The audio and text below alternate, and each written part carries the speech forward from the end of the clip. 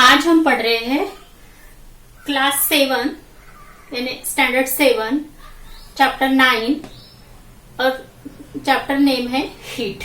Heat यानी उष्णता। तो आज हम हीट में ये टॉपिक्स लेने वाले हैं। Heat, conduction, convection, radiation, good conductors and bad conductors. और ये जो डायग्राम निकाली हुई है ये थर्मोस फ्लास्क के है, तो ये लास्ट में हम इसे समझाएंगे। तो सबसे पहले हम देखते हैं हीट। हीट यानी क्या होता है। तो हीट, अगर हमने ये अपने दो हाथ है, ये जो हमारे ये पाम जो हैंड्स के हमने ऐसे ऐसे ऐसे ऐसे रब किए और ये हमने अपने गाल को लगाया, तो हमें क्या महसूस होता है? हीट।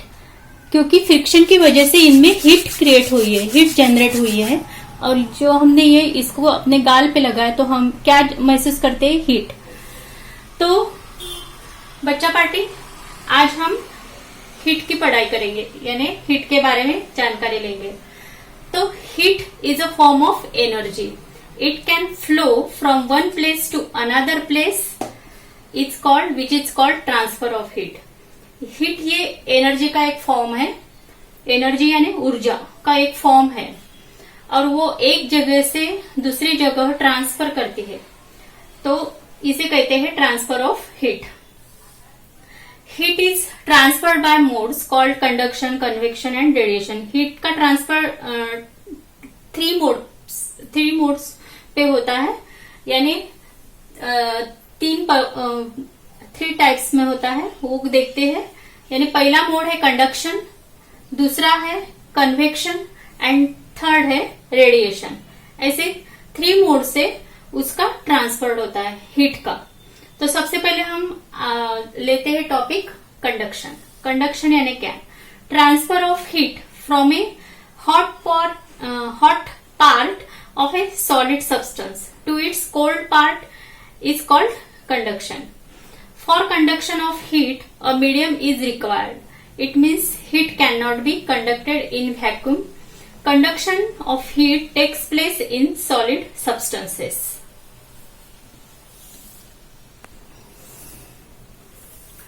कंडक्शन ऑफ हीट में क्या होता है? यानी जो सब्सटेंस रहता है उसका जो हॉट पार्ट रहता है, यानी transfer of heat from a hot part, transfer of heat from a hot part, यानी जो गर्म जो पार्ट रहता है सॉलिड सब्सटेंस का, तो उसका जो ट्रांसफर होता है टू इट्स कोल्ड पार्ट, यानी उसके जो ठंड पार्ट के तरफ उसका ट्रांसफर होता है, यानी वहन होता है, उसे कहते हैं कंडक्शन।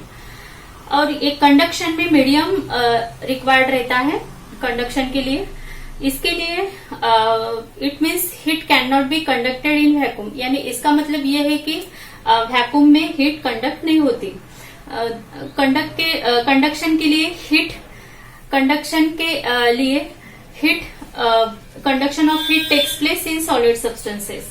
यानी कंडक्शन ऑफ हीट ये सिर्फ जो सॉलिड सब्सटेंसेस है उसमें ही उसका कंडक्शन होता है, सॉलिड सब्सटेंस में ही हीट का कंडक्शन होता है।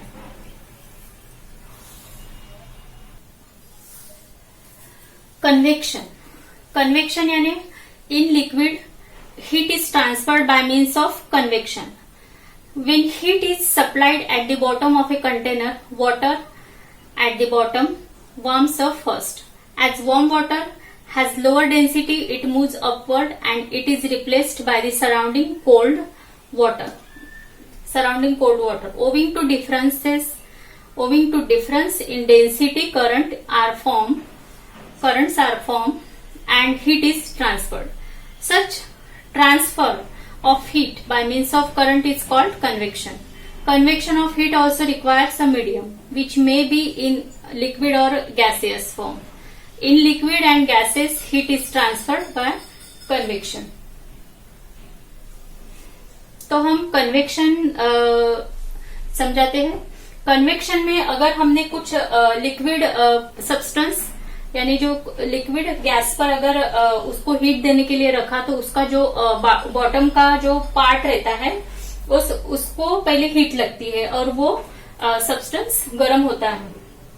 यानी उसको हीट मिलने की वजह से वो पदार्थ वो सब्सटेंस उसको हीट मिलने की वजह से वो गर्म होता है, तो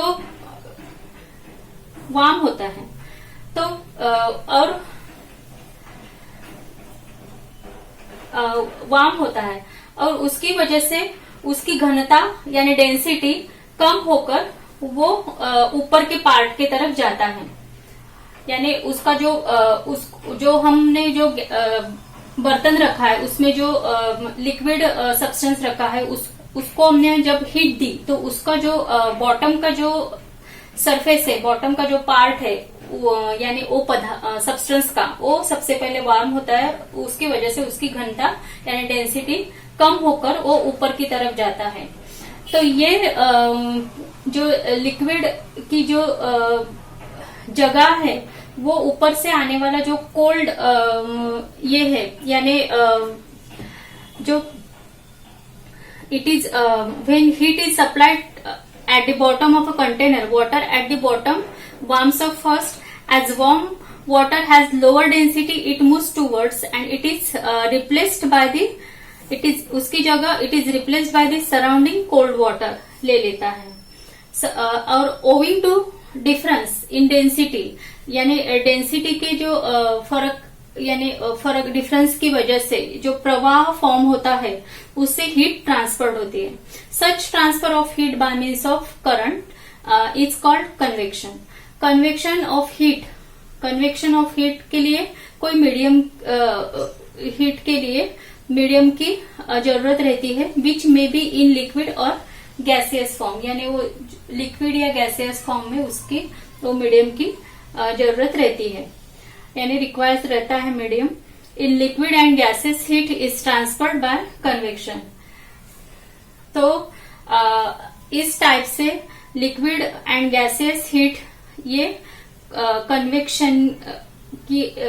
कन्वेक्शन के मार्फत उसका ट्रांसफर्ड होता है। तो ये है कन्वेक्शन। अब हम देखते हैं नेक्स्ट टॉपिक, रेडिएशन।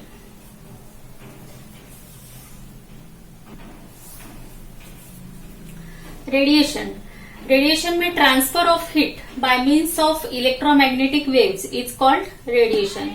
यानी इलेक्ट्रोमैग्नेटिक वेव्स से जो हीट का ट्रांसफर होता है उसे रेडिएशन कहते हैं।